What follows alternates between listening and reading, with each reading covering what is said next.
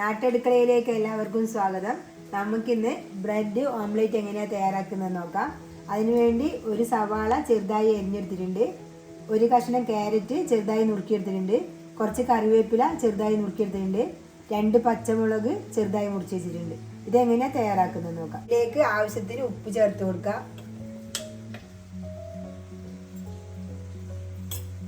ഇനി എടുത്തു വെച്ച മുട്ട ഇതിലേക്ക് ഉടച്ചൊഴിക്കാം.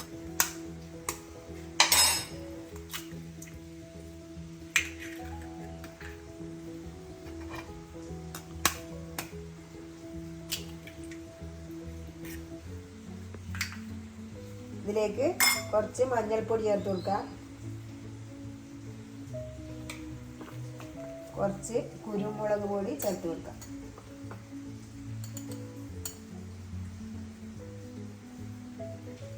അതിന് കറിവേപ്പില, ക്യാരറ്റ്,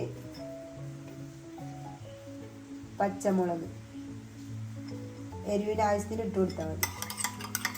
ഇത് നല്ലവണ്ണം ഇളക്കി കൊടുക്കാം. ഇതിലേക്ക് എരിവിന് ആവശ്യത്തിനായ മുളക് പൊടി ചേർത്ത് കൊടുക്കാം. അതിന് എടുത്തു വെച്ച സവാള ഇതിലേക്ക് ചേർത്ത് കൊടുക്കാം.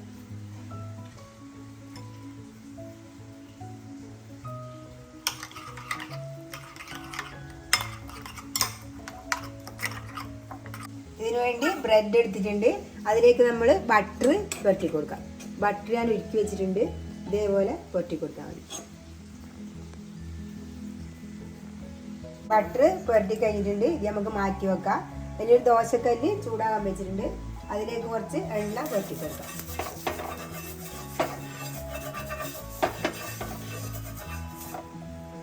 ഇതിലേക്ക് എടുത്തു വെച്ച മുട്ട ഒഴിച്ചു കൊടുക്കാം. ഇത് പാട്ട്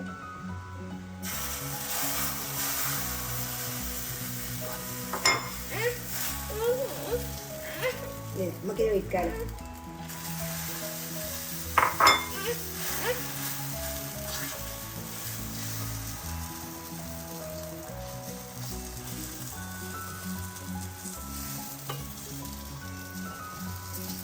ഇനി ഇതിൻ്റെ മുകളിലേക്ക് ബ്രെഡ് വെച്ച് കൊടുക്കാം.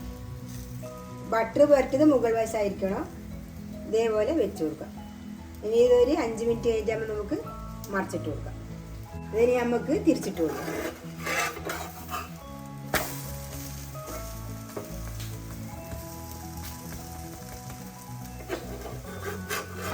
ഇനി ഇതിങ്ങനെ മടക്കി കൊടുക്കാം.